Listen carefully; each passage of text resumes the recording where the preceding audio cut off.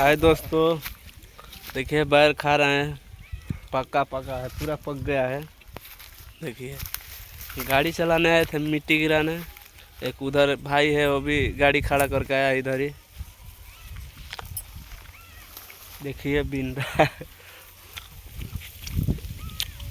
पक गया है एकदम।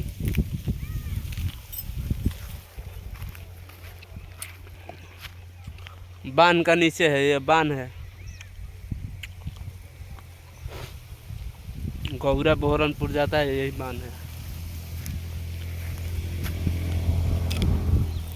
देखिए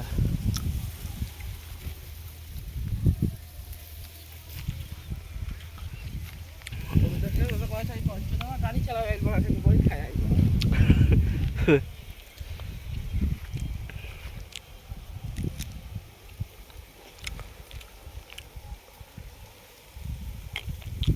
अभी लोडिंग नहीं है, गई है उधर जेसीबी बराबर कर दियर में। इसलिए इधर हम लोग कहेंगे चलो कुछ खाते हैं, भूख लगा था। हैं?